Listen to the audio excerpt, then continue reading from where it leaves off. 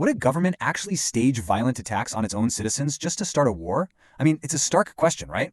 Honestly, it sounds exactly like the premise of some tense Hollywood historical thriller. You hear a scenario like that and you just immediately assume it has to be fiction. But today, we're going to look at the very real documentation that proves it isn't. We're uncovering a piece of history that reads literally like a spy novel, but is grounded in cold, hard, official government documents. Welcome to this explainer on Operation Northwoods, the secret 1962 plot. We're talking about fake evidence, staged attacks, and a highly coordinated effort to completely trick the American public into supporting a major armed conflict. And what makes this whole thing so compelling is that for over 30 years, almost no one knew this official, chilling plan even existed. It just sat quietly in the dark, totally unknown to the very public it was aiming to deceive. All right, Part 1, the Cold War problem. To really understand how a proposal this extreme was even put on paper, we have to look at the geopolitical chessboard at the time. So set the stage in your mind. The year is 1962, and Fidel Castro's Cuba has become a massive problem for Washington.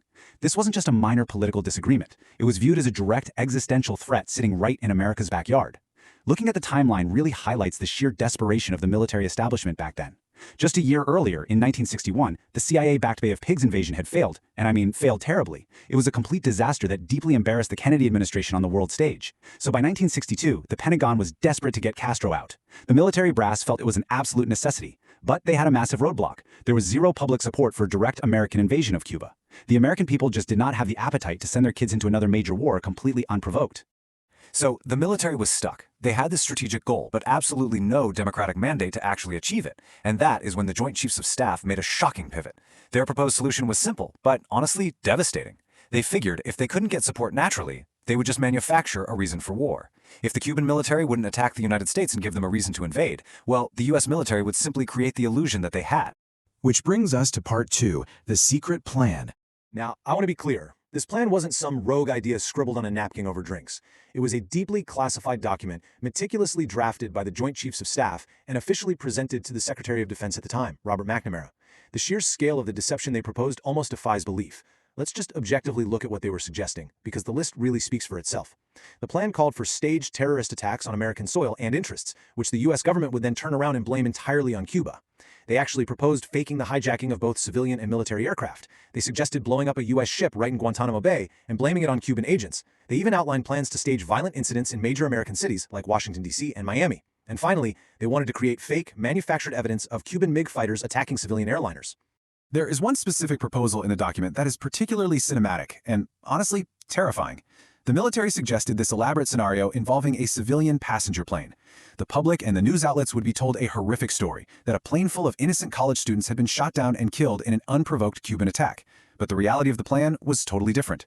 The passenger plane would be secretly swapped out for an unmanned drone, and the military themselves would destroy that drone mid-flight. So the grief and the horror of the public would be totally real, but the event itself?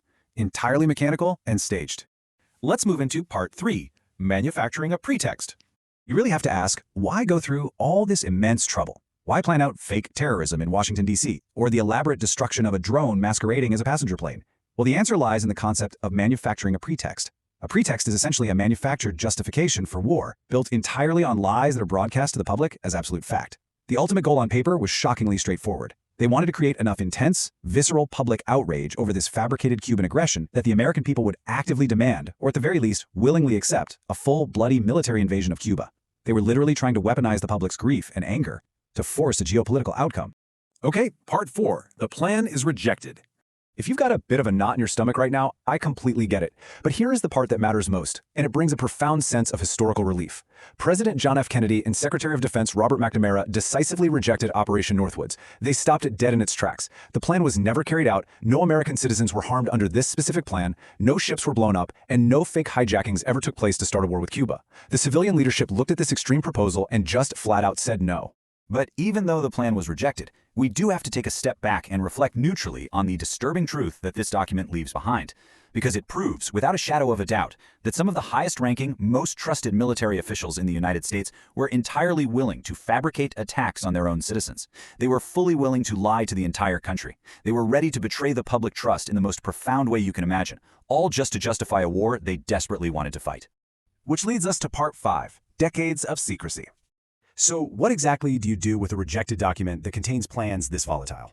Well, you bury it. Just think about this staggering number for a second. 35. That is exactly how many years the Operation Northwoods documents remained highly classified and hidden from the American people. For 3.5 decades, through the entirety of the Vietnam War, right through the end of the Cold War, the truth about what the Joint Chiefs of Staff had proposed in 1962 just sat there, locked away in government filing cabinets.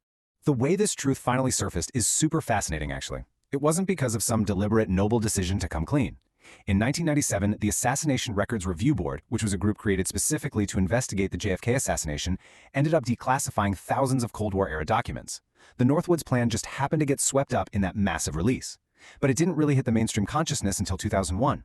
That's when investigative journalist James Bamford published the details in his book, Body of Secrets. And as you can probably imagine, when Americans finally read what was in this plan, it sparked massive public outrage. People simply could not believe their own government had seriously mapped this out. I really want to reinforce this point because it's the absolute most critical takeaway of this entire explainer.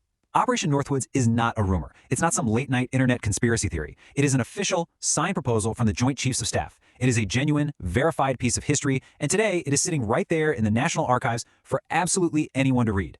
It serves as this permanent, documented reminder of the incredible lengths to which institutions might go when they truly believe the ends justify the means. Operation Northwoods reminds us that some of history's most unsettling secrets aren't necessarily the ones that stay hidden forever. They're the ones that eventually come out, decades after they actually mattered, completely changing how we view the past. And honestly, that leaves us with a final, pretty provocative thought to consider today. If a plan this massive, this shocking, and this official was kept entirely secret for 35 years, what other unsettling historical secrets are sitting in archives right now, just waiting to be read?